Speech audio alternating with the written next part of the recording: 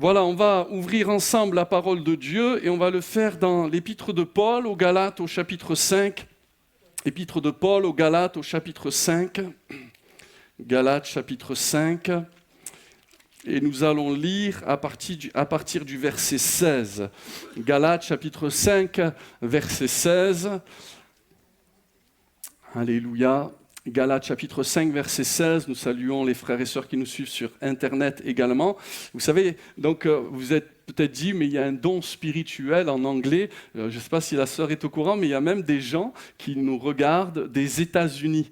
Donc voilà, si vous nous regardez des États-Unis, peut-être qu'il y avait une parole de Dieu pour vous ce matin. Galates chapitre 5, verset 16, je dis donc, marchez selon l'esprit et vous n'accomplirez pas les désirs de la chair. Car la chair a des désirs contraires à ceux de l'esprit, et l'esprit en a de contraires à ceux de la chair. Ils sont opposés entre eux, afin que vous ne fassiez point ce que vous voudriez.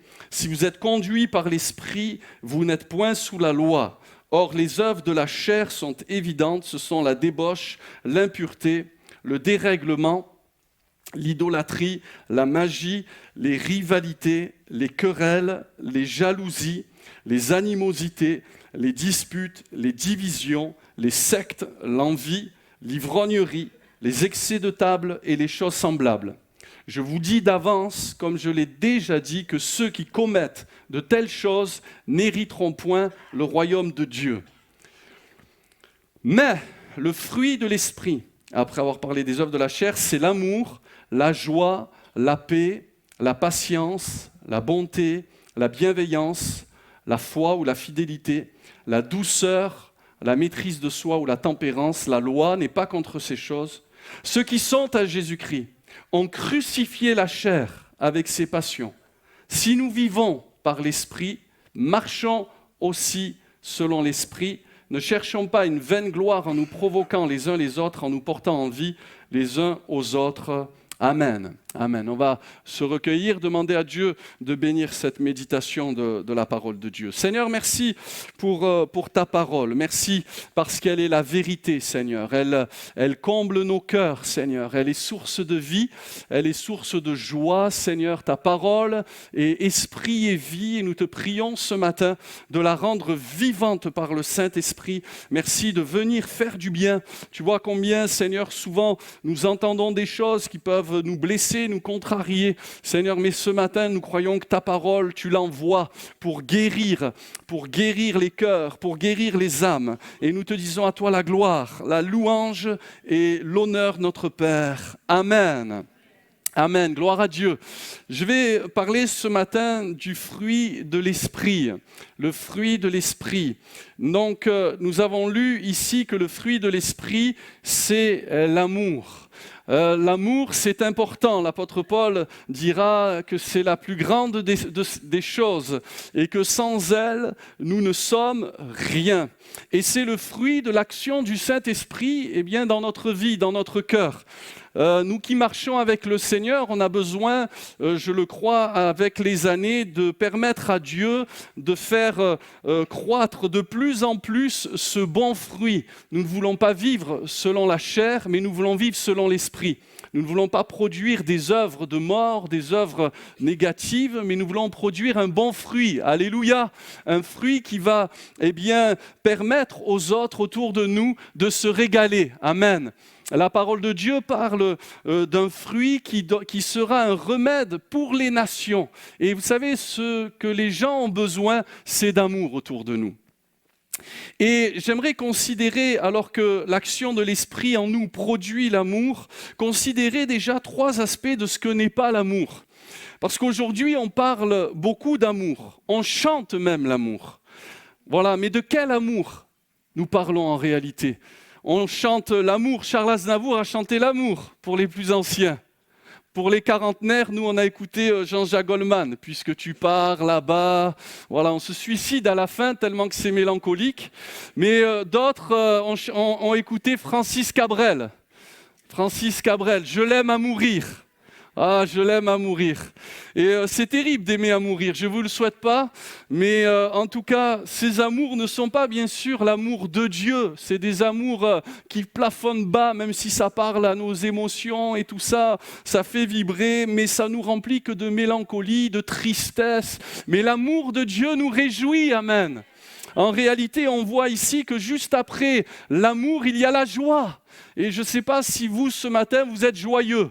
Vous allez me dire, oh pasteur, avec tous les tracas que j'ai, toutes les difficultés dans ma vie, je ne suis pas joyeux ce matin.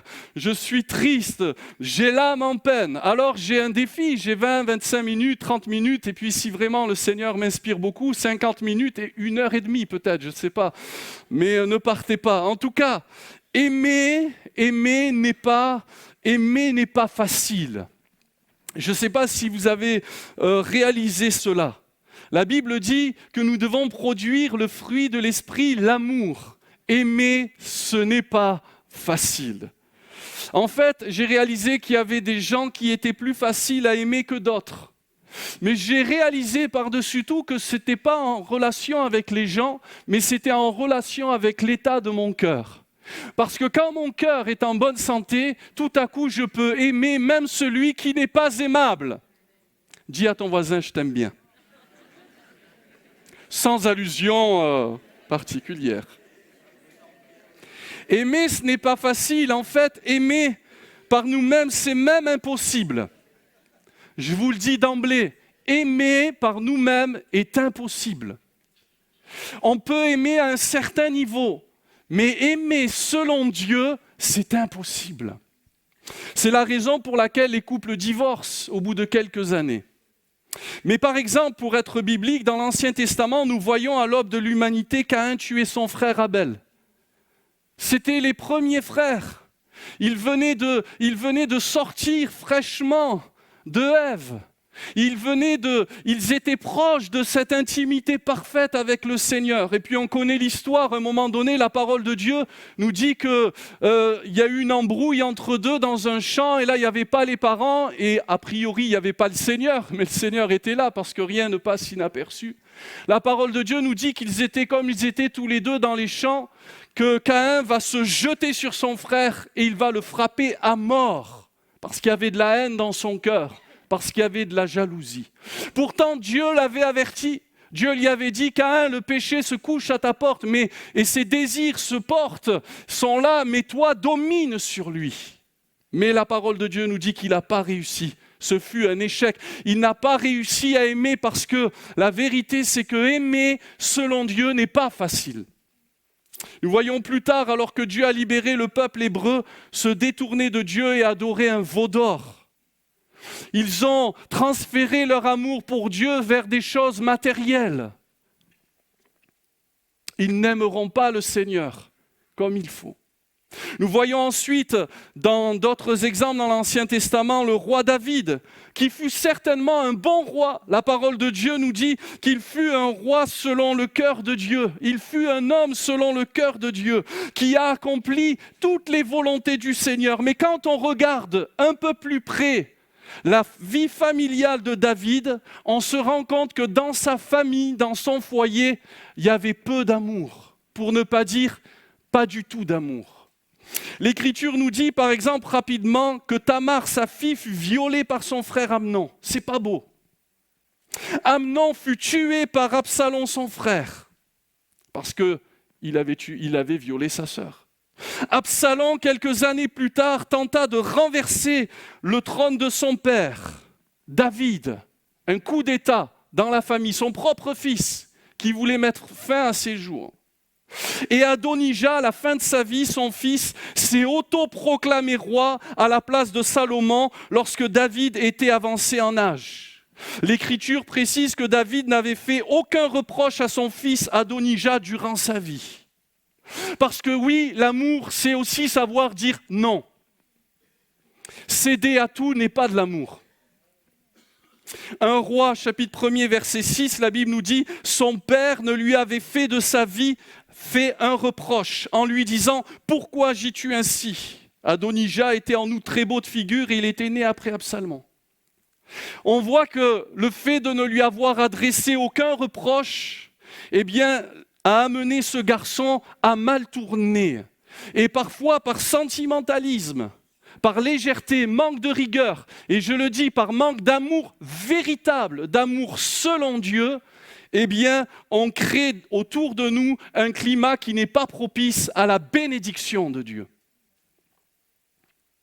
Amen.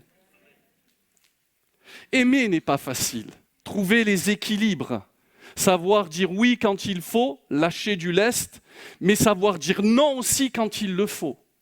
Ce n'est pas aux enfants de diriger. Je ne suis pas convaincu que la France ait fait un bon choix lorsqu'elle a interdit, même aux parents, la fessée. Je ne crois pas que ce soit profitable pour notre avenir, frères et sœurs. Alors pardonnez-moi d'être un peu hors la loi ce matin, parce que peut-être qu'on le sera de plus en plus d'ailleurs, depuis l'estrade, hors la loi. Mais je dis qu'une bonne fessée, ça fait du bien, c'est une preuve d'amour parfois. Et moi, je remercie le Seigneur. Toi, tu es d'accord, mais je ne sais pas si tes enfants sont d'accord, en tout cas. Mais pourquoi on a interdit la fessée? Parce que sans doute, d'un autre côté, il y a eu des excès. Et il y a des enfants qui sont battus. Et parfois même des femmes qui sont battues. Et bien sûr, pour trouver l'équilibre dans tout cela, on a besoin de revenir à la parole de Dieu. Dans le Nouveau Testament, par exemple, la manière dont Jésus, le Messie, fut traité révèle que aimer n'est pas facile. Je ne sais pas si vous avez déjà fait attention à ce verset de la parole de Dieu quand il est dit que Jésus a été blessé dans la maison de ceux qu'il aimait. Les gens attendaient le Messie, les gens attendaient le Sauveur. Les Juifs aiment la parole de Dieu. Mais la parole de Dieu nous dit dans Zacharie 13, verset 6, « Et si on lui demande d'où viennent ces blessures que tu as aux mains, il répondra, c'est dans la maison de ceux qui m'aimaient que je les ai reçus. C'est dans la maison de ceux qui m'aimaient que je les ai reçus. » Voyez-vous, frères et sœurs, on peut aimer très sincèrement quelqu'un et l'attendre depuis des années et pourtant lui faire du mal, parfois sans le vouloir. Est-ce que ça vous est déjà arrivé? Parce que le problème ne vient pas de l'autre, mais le problème vient de notre propre cœur, de l'endurcissement de notre cœur. Et on a besoin de dire au Seigneur, « Seigneur, renouvelle-moi dans l'amour. » Amen. Pierre et les apôtres n'ont pas réussi non plus à aimer le Seigneur lorsque celui-ci fut enlevé par les gardes pour être ensuite maltraité et crucifié. C'est pas facile d'aimer. C'est facile d'aimer quand tout va bien. C'est facile d'aimer quand tout le monde il est beau, il est gentil. Mais quand on commence à voir les défauts, quand on commence à traverser des difficultés ensemble, c'est là, dans l'épreuve, qu'on voit si on est véritablement attachés les uns aux autres. Amen. Voyez, je pense ici à la manière dont Ruth a été attachée à sa belle-mère, alors que Orpa l'a embrassée, oui, comme Judas, je dirais, et qui est reparti ensuite vers ses dieux. Aujourd'hui, on change vite. On abandonne vite, on critique vite, on menace vite, on frappe vite. D'où cette triple question de Jésus à son disciple. Pierre, m'aimes-tu? Du maître ressuscité, alors que le disciple était confus devant son incapacité naturelle à aimer vraiment de l'amour de Dieu. Oui, frères et sœurs, aimer n'est pas facile pour la chair. Et cela est même impossible. C'est voué à l'échec d'avance. Tous nos efforts, tout ce que nous pourrions produire par nous-mêmes sera voué à l'échec. Nous ne pourrons pas aimer les gens autour de nous et même Dieu avec nos propres forces. On a besoin de la force de Dieu. Amen. La Bible dit que nous sommes appelés à nous maintenir dans l'amour en priant par le Saint-Esprit. Alléluia. L'Esprit de Dieu nous remplit de force, d'amour et de sagesse. Amen. Toutefois, aimer est possible. En réalité, dans la mesure où on laisse la nature de Dieu, Dieu est amour, couler en nous par le Saint-Esprit. Amen. Dans la même épître, l'apôtre Paul dira, ce n'est plus moi qui vis, c'est Christ qui vit en moi. Alléluia. Lorsque nous laissons le Christ, lorsque nous laissons Dieu qui est amour vivre en nous, alors c'est possible d'aimer vraiment notre Dieu et notre prochain comme nous-mêmes. Amen. Aimer, ce n'est pas facile. Je dirais deuxièmement que aimer, ce n'est pas un sentiment uniquement. Parce que aimer, c'est un sentiment. Aimer, l'amour passe par des émotions. Vous savez, quand on aime, on a le cœur qui bat. On a le cœur qui vibre. On a même le cœur qui peut s'enflammer. Mais je dirais que aimer, c'est avant tout une volonté et des actes. 1 Jean 3, 18. Je suis dans l'amour, frères et sœurs, lorsque je choisis de faire ce qui est bien devant Dieu. Amen. C'est pas seulement un ressenti, ou disons, ça ne s'arrête pas là. Je crois que Joseph, le patriarche, a aimé son maître, Potiphar, en ne couchant pas avec sa femme. C'est une preuve d'amour. De ne pas piquer la femme de celui pour qui on travaille.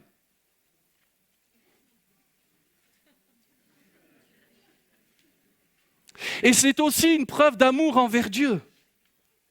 Jésus a aimé le serviteur du souverain sacrificateur Malchus en soignant son oreille que Pierre venait fraîchement de couper avec son épée. Il l'a aimé. C'était pourtant des ennemis.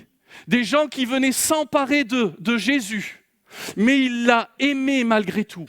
Et il ne l'a pas enfoncé, mais il l'a guéri. Alléluia, c'est une preuve d'amour. Paul a aimé l'Église en livrant sa vie pour elle et en la servant de tout son cœur jusqu'à la fin. En réalité, l'amour crie « Je veux des actes et pas des paroles seulement ». Dire « Je t'aime » ne suffit pas. Comme la foi est morte sans les œuvres, l'amour se flétrira petit à petit s'il n'est pas démontré régulièrement par des gestes et par des actes. Il est important de concrétiser mon amour pour Dieu et mon prochain. L'amour n'a rien d'égoïste, nous le savons. Un des mots qui se rattache à l'amour est le verbe donner. Quand j'aime, je donne. Quand j'aime, je me donne. Jean 3,16 ou 1 Jean 3,16 sont deux passages parallèles, on n'a pas le temps, qui révèlent que aimer, c'est donner. Nous connaissons tous, j'y suis allé à la mer Morte, le phénomène de la mer Morte. Elle reçoit les eaux du Jourdain qui lui-même tire sa source au mont Hermon, au Liban. Mais n'ayant pas de canalisation pour évacuer et donner ce qu'elle reçoit, elle ne permet pas à la vie de circuler et donc elle meurt dans son enfermement. Elle reçoit, mais elle ne donne rien. Comme certaines personnes qui sont bénies. Parce qu'en réalité, frères et sœurs, au cas où nous ne le réalisons pas, l'Écriture dit que nous sommes bénis.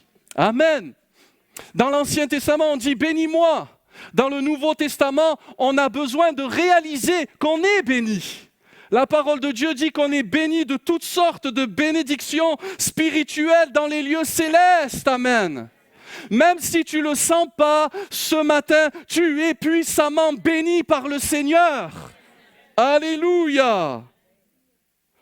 La reconnaissance est fondamentale. Soyons des hommes et des femmes, frères et sœurs, d'action de grâce et de reconnaissance ce matin. Amen. Est-ce qu'on peut acclamer Jésus le roi? Merci Seigneur.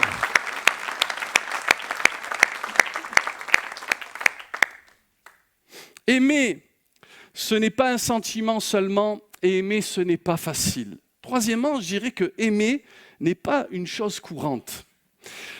Il est dit dans Matthieu chapitre 24, je peux le lire pour vous et avec vous si vous voulez, c'est bien de prendre la Bible en passant même à l'église, et parce que, c'est Jésus qui dit, et parce que, Matthieu 24, 12, et parce que l'iniquité se sera accrue, on parle des temps de la fin, l'iniquité, l'injustice se sera accrue, l'amour du plus grand nombre se refroidira. L'amour n'est pas chose courante. En fait, dans les derniers temps, l'amour se refroidira comme un feu que nous n'avons pas su entretenir. L'amour est rare dans ce monde. Et c'est sans doute ce qui le rend de plus en plus précieux. Frères et sœurs, est-ce que nous connaissons très sincèrement beaucoup de gens qui sont remplis d'amour ? Pas de gens qui disent aimer, mais des gens qui sont vraiment remplis d'amour, qui dégagent l'amour de Dieu. La Bible dit même en Apocalypse chapitre 2, verset 4, qu'il est possible que l'Église ait perdu son premier amour. Parce qu'il est possible d'avoir été et de ne plus être. Il est possible d'avoir bien commencé et de mal finir. Il est possible de commencer avec des sentiments passionnés pour Dieu et pour ce monde, d'avoir des motivations folles et démesurées. Et pour autant, tôt ou tard, finalement, perdre ce premier amour. Je prie ce matin, afin que l'Église ciel ouvert soit remplie de l'amour de Dieu. Amen. Qu'on ne puisse jamais dire qu'ici, il n'y a pas d'amour, ou qu'il y a peu d'amour. Et merci Seigneur, parce que le témoignage est qu'il y a de l'amour. Alléluia. Dans ce monde, nous sommes malheureusement forcés de constater qu'il y a beaucoup de haine, voire, sans aller jusqu'à la haine, beaucoup d'indifférence. Chacun pour soi et Dieu pour tous. Le blessé du chemin peut mourir à côté de nous, la bouche ouverte, on passe à côté sans s'arrêter, parce qu'on est trop occupé. Ou peut-être plus exactement parce qu'on a perdu notre cœur.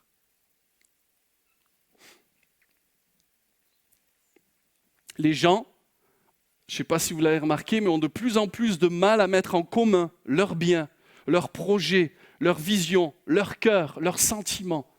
En un mot, les gens ont de plus en plus de mal à partager sincèrement. Il y a un temps de communion fraternelle tout à l'heure. Est-ce que tu vas rester ? Ou est-ce que tu vas partir, t'enfuir loin de la communauté parce que la pensée de vivre en communauté te révulse, te répulse ?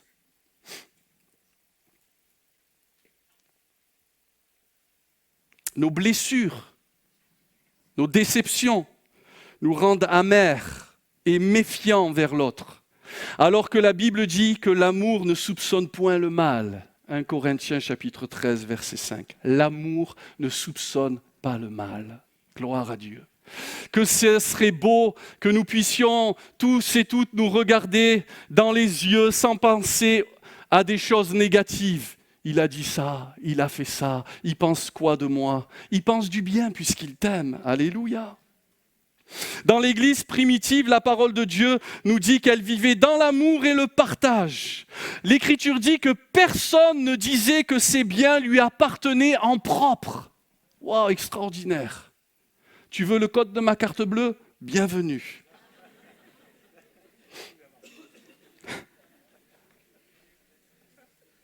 Mais peut-être, sans aller jusqu'à donner le code de sa carte bleue, on peut peut-être essayer déjà d'ouvrir sa maison et peut-être de commencer une conversation à la fin du culte avec les frères et les sœurs qui sont là. Parce qu'il y a des gens qui vivent dans la solitude, qui se sentent esseulés, isolés, alors qu'ils vivent au milieu de beaucoup de monde. Il ne faudrait pas que le phénomène que l'on retrouve dans les métros parisiens se retrouve aussi dans les églises. Amen. Ta souffrance est ma souffrance. Ma souffrance et mes problèmes sont tes problèmes. Et frères et sœurs, ensemble, on est plus forts. Amen. Et l'amour nous donne la capacité de nous aimer malgré nos différences de culture, nos différences d'âge, nos différences parfois même de point de vue. C'est pas grave que nous ne pensions pas la même chose. Surtout, l'apôtre Paul dira, c'était un homme tolérant, un homme d'ouverture. L'apôtre Paul dira ceci, eh bien au point où nous en sommes, marchons d'un même pas. Amen. Maintenant, bien entendu, moi je le dis souvent, lorsqu'il y a des crises entre certaines personnes, nous ne devons jamais accepter l'inacceptable. Parce qu'il y a des choses qui peuvent nous mettre en danger, qui peuvent même menacer notre bonne santé. Vous le savez, il y a des gens qui sont caractérisés comme étant des gens pervers et narcissiques, qui vont vous puiser et vous détruire jusqu'à la dernière goutte de sang. L'amour, c'est dans les deux sens. Et c'est équilibré également. Chaque chose a sa place. Amen. Alors aimer, ce n'est pas facile. Aimer, ce n'est pas un sentiment seulement. Et aimer, hélas, ce n'est pas courant, mais il ne faut pas que ça soit ainsi dans l'Église. Alors, j'aimerais juste aller dans peut-être un second volet, voir avec vous quelques repères qui me permettent ce matin de vérifier si je marche dans l'amour.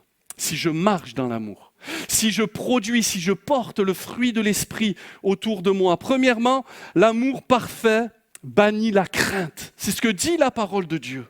Dans 1 Jean 4, verset 18, la crainte n'est pas dans l'amour. Amen. 1 Jean 4, verset 18. Mais l'amour parfait bannit la crainte, car la crainte suppose un châtiment et celui qui craint n'est pas parfait dans l'amour. La crainte du châtiment de Dieu, où notre attitude vis-à-vis de Dieu est très révélatrice sur la qualité de ma relation avec Dieu. Je ne sais pas si ce matin vous vivez dans la paix et la liberté vis-à-vis du Seigneur. Ou est-ce que vous vous sentez constamment sous la menace d'un jugement divin? Alors, si c'est le cas, ça veut dire qu'on a besoin de faire des progrès dans la connaissance de l'amour de Dieu. Nous avons besoin de développer une relation intime avec Dieu comme l'apôtre Jean, qui était l'apôtre de l'amour, qui dormait ou qui se reposait sur le sein, la poitrine de Jésus. Jean est sans doute l'apôtre qui a connu de manière plus profonde que les autres l'amour de Dieu dans toutes ses dimensions. Il était le disciple que Jésus aimait. Et je crois que trop de chrétiens sommes en réalité dans une relation avec Dieu, mais basée sur le donnant-donnant, sur les œuvres, les mérites, au lieu de se reposer comme Jean sur l'œuvre et sur la personne du Seigneur Jésus.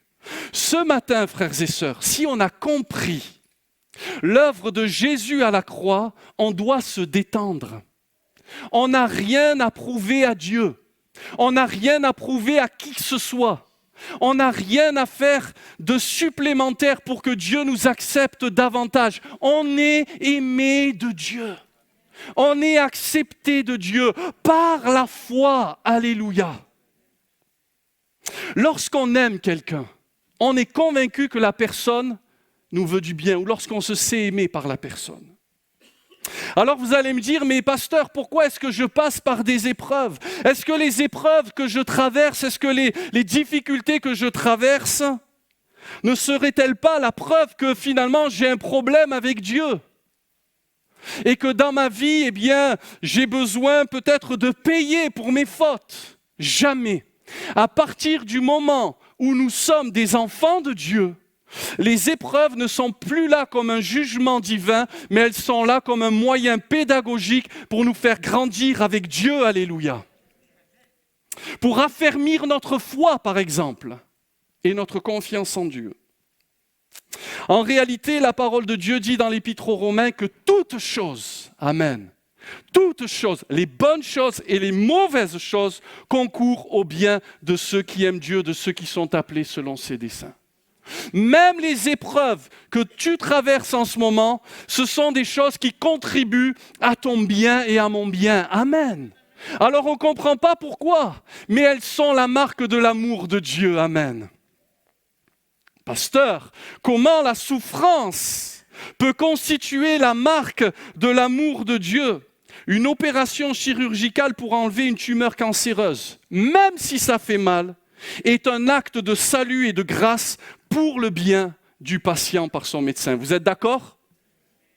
Même les choses que parfois, qui viennent à nous et qui nous font du mal, contribuent à notre bien en réalité. Nous ne le comprenons pas sur le moment. On peut régimber, on peut râler, on peut crier, on peut hurler, on peut se rébeller, mais en réalité, c'est permis par Dieu pour le bien et notre santé morale et spirituelle. L'épreuve, si elle ne nous tue pas, elle nous rend plus forts. Amen. Elle nous fortifie. Deuxièmement, quand je suis dans l'amour, je pratique facilement les commandements de Dieu.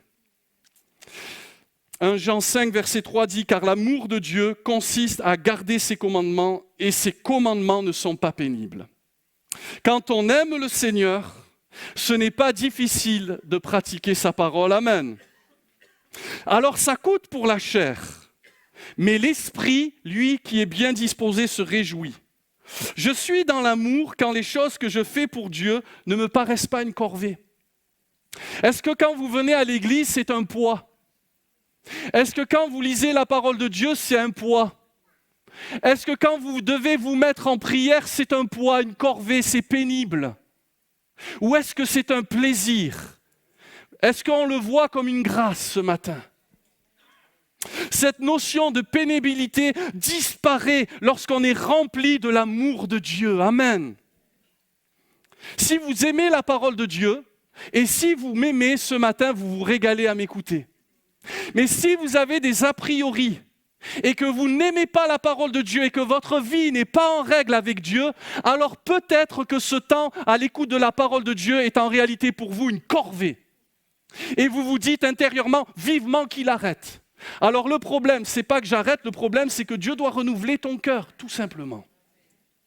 Parce que l'amour de Dieu nous donne à aimer sa parole et à ne pas trouver sa parole pénible lorsqu'il s'agit de la mettre en pratique. Amen.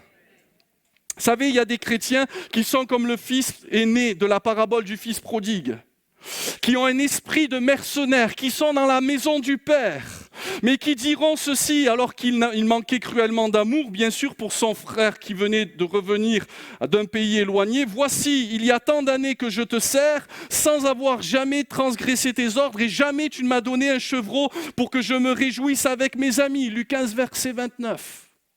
Il est là dans la maison du Père, et tout ce qu'il fait, il le fait parce qu'il doit le faire. Il est en mode forcing. Il n'apprécie pas le climat de la maison.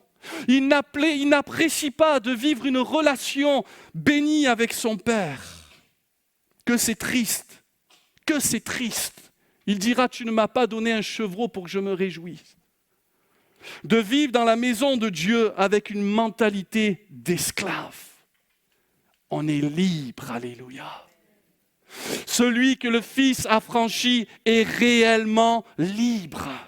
Nous sommes libres dans le Seigneur. Gloire à Dieu. En réalité, la religion et le légalisme ne procurent aucune joie, aucune.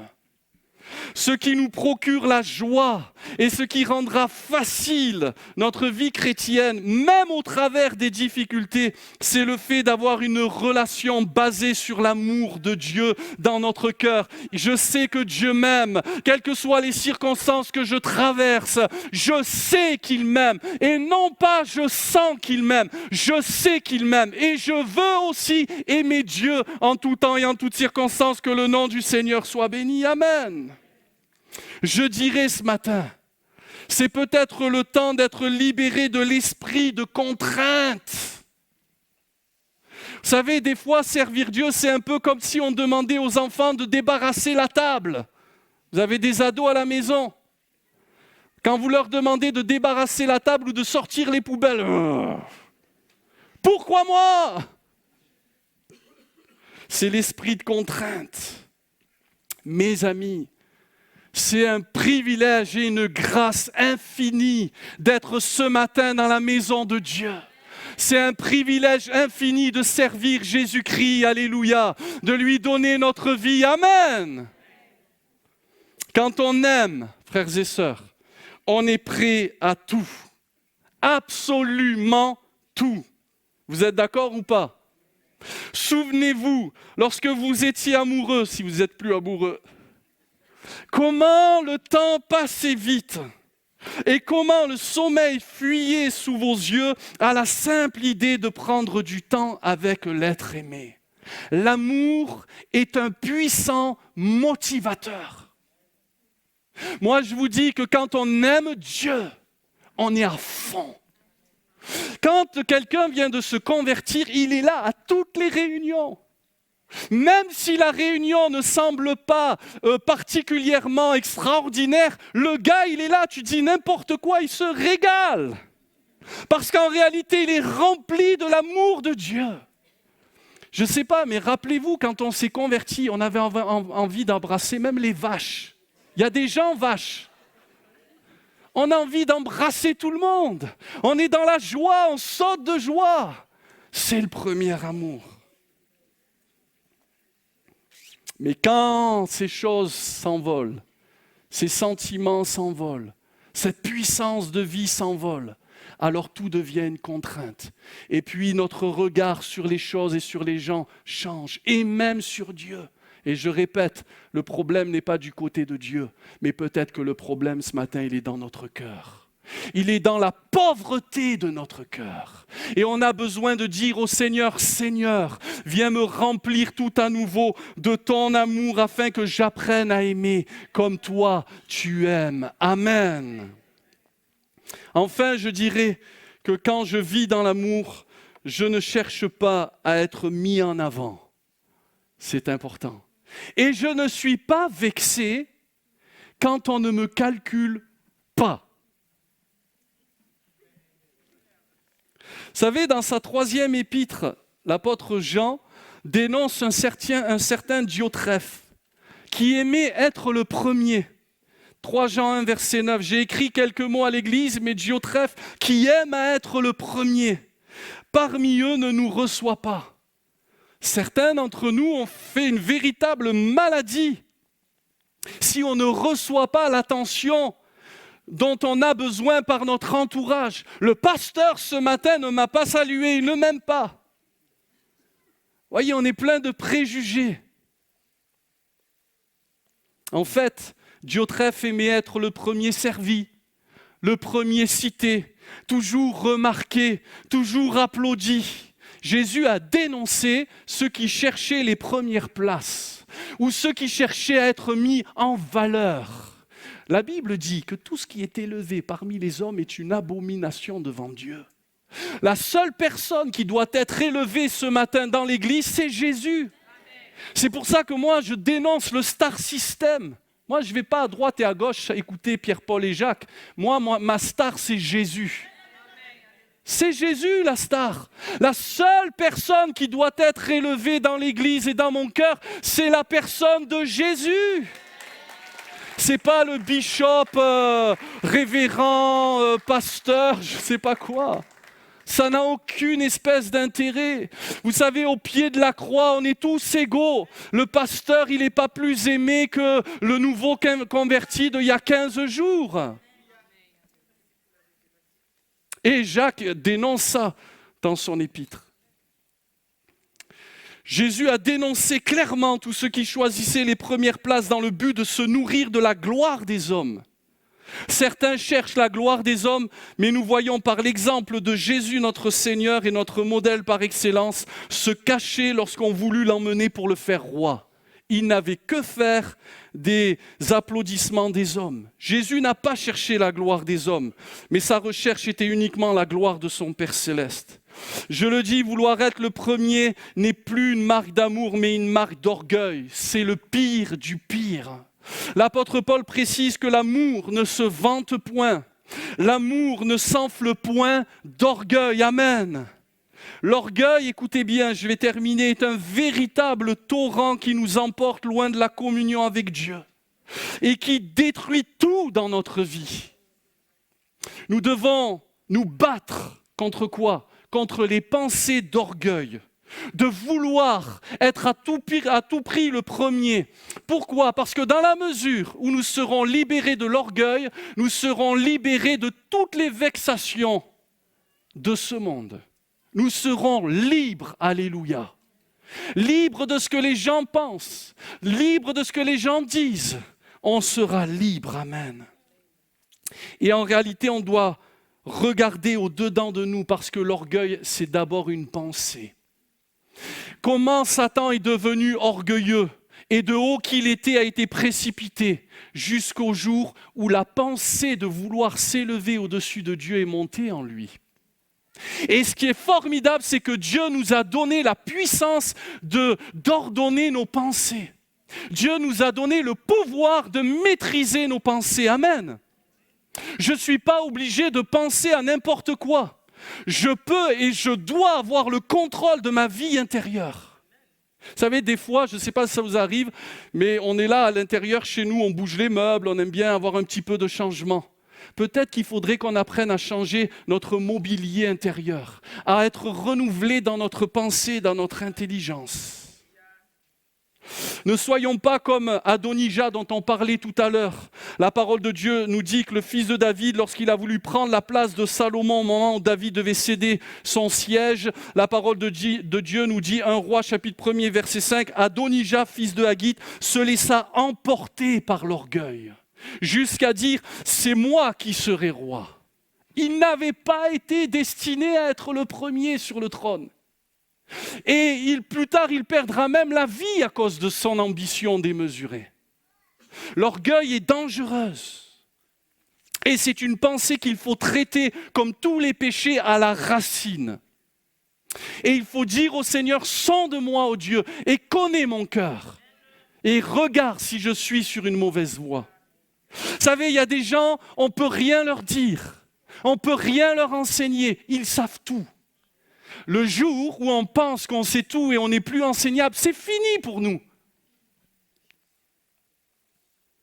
Luc 9, verset 46 dit ceci, « Or une pensée leur vint à l'esprit, savoir lequel d'entre eux était le plus grand. » Verset 47, Jésus, voyant la pensée de leur cœur, prit un petit enfant. C'est des pensées. Tout se loge à l'intérieur. Et nous devons vaincre l'orgueil. Nous devons vaincre ce genre de péché. Quand je marche dans l'amour, je ne cherche pas à être mis en avant. Quand je marche dans l'amour, je ne suis pas là à traîner les pieds, à trouver la vie chrétienne trop difficile parce que j'aime le Dieu que je sers. Et quand je marche dans l'amour, je ne crains rien parce que je sais que Dieu m'aime. Oh, nous ne sommes pas parfaits, nous avons encore des défauts, nous avons encore des dysfonctionnements ici et là, mais la condamnation est tombée sur Jésus. Et si on est là ce matin, si on peut le louer dans l'amour, dans la simplicité de la foi, c'est parce que Christ a payé le prix pour nous. Alors n'ayons pas peur de Dieu, n'ayons pas une fausse image de Dieu. L'amour parfait bannit la crainte. Ne cherchons pas à mériter les bénédictions de Dieu, on est déjà bénis. Mais par contre, disons au Seigneur ce matin, Seigneur, révèle-moi ton amour, révèle-moi encore ton cœur. Je veux t'aimer de plus en plus, de mieux en mieux. Et que, Seigneur, dans ma vie cette année, l'amour, le fruit de l'esprit puisse de plus en plus se manifester et que je puisse régaler les gens autour de moi par un amour profond et un amour réel. Est-ce que vous êtes d'accord, frères et sœurs? Oui, on peut acclamer le Seigneur et se mettre debout dans la présence de notre Dieu, alléluia. On peut tout simplement, en quelques instants maintenant, rendre grâce à Dieu et dire, Seigneur, ce matin, nous voudrions tout simplement que tu produises en nous, Seigneur, ce fruit merveilleux de l'amour. Seigneur, tu vois cet amour qui se refroidit dans le monde.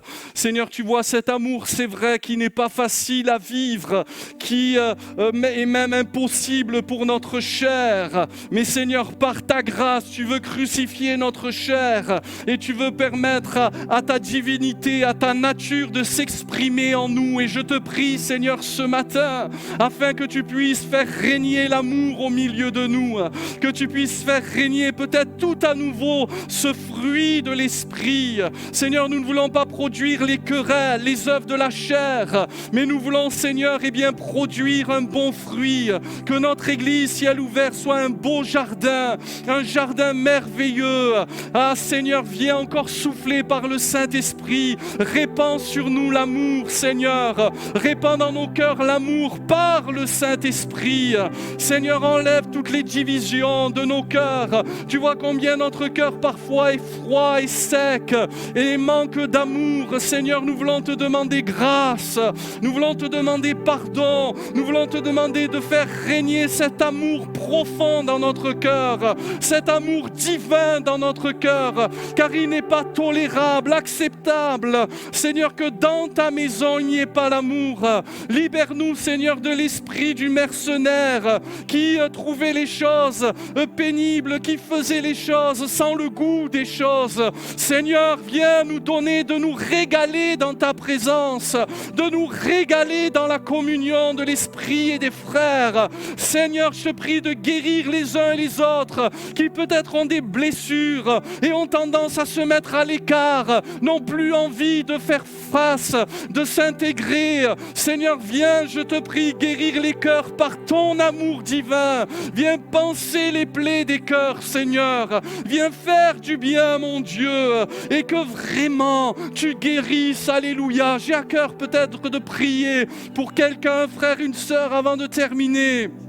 Peut-être que tu manques d'amour et parce que tu n'as pas reçu d'amour, aujourd'hui tu réalises que et finalement pour toi aimer c'est difficile, c'est impossible et tu dis ce matin, moi je voudrais changer, je voudrais que l'amour dans ma vie, l'amour divin, l'amour de Dieu, l'amour qui donne, qui se donne encore et encore, eh bien puisse être dans ma vie comme il se doit simplement, alors que tu as peut-être aussi été blessé. Tu as peut-être besoin simplement de dire Seigneur, je pardonne. Seigneur, je pardonne cette personne. Je pardonne cet individu qui m'a fait du mal, qui a écorché mon âme, qui a brisé mon cœur. Seigneur, je le pardonne, je la pardonne. Et apprends-moi à aimer, Seigneur, parce que en pardonnant, le prisonnier que tu libères, c'est pas l'autre, c'est toi. C'est toi ce matin. Donne-toi le droit d'être libre et de vivre dans l'amour, de vivre dans la paix, de vivre dans la joie. Alléluia. Alléluia. Alléluia, toi qui peut-être reviens sur le terrain des œuvres en essayant toujours de mériter. Non, l'amour parfait bannit la crainte. Alléluia. Nous n'avons pas cherché quoi que ce soit de la part de Dieu. Il nous a tout donné en Jésus. Et à chaque fois qu'il nous bénit, c'est un effet de sa grâce et de sa bonté. Simplement, si tu as besoin de cet amour ce matin dans ton cœur, peut-être dans ton foyer, tu réalises qu'il y a peu d'amour dans ta maison. Et tu dis ce matin, Seigneur, j'ai besoin que tu viennes mettre l'amour dans ma maison. Que tu viennes remettre l'amour dans mon cœur, peut-être pour mes enfants, pour mon conjoint, pour mon église. Seigneur, mets en moi l'amour, cet amour divin, cet amour surnaturel. Nous ne pouvons pas le produire naturellement. Mais Seigneur, tu peux ce matin, par la présence du Saint-Esprit, répandre ton amour en nous. Simplement, je vais t'inviter à lever la main, je vais prier pour toi. Lève la main, oui, des mains. Des mains se lèvent, alléluia. Seigneur, viens nous renouveler dans l'amour. Viens renouveler nos vies, Seigneur. Peut-être que tu as besoin de retrouver l'amour même de la parole de Dieu. J'aime ta parole, disait l'homme de Dieu. Seigneur, tu vois ces mains qui se lèvent dans ce lieu partout. Je te prie, Seigneur, de renouveler l'amour. Seigneur, que ça ne soit pas les œuvres de la chair qui prédominent, mais que ça soit l'œuvre du Saint-Esprit, le fruit de l'Esprit. Seigneur, que ta parole, que ta grâce coule dans ces cœurs, dans ces vies, mon Dieu, qui réalisent ce matin, encore une fois, qu'ils ont besoin de toi, besoin du Dieu d'amour. Oui, Dieu est amour, et quand Dieu est dans une vie, alors c'est l'amour qui triomphe. Amen. Seigneur, bénis, étanche la soif. Renouvelle ce matin avec puissance ton Église. Renouvelle, guéris les cœurs, fortifie les cœurs et même les corps malades. Alléluia. Dans le nom de Jésus, je te bénis. Dans le nom de Jésus, je te bénis. Reçois l'amour de Dieu et sois guéri par le Saint-Esprit. Sois guéri par le Saint-Esprit. Amen. Alléluia.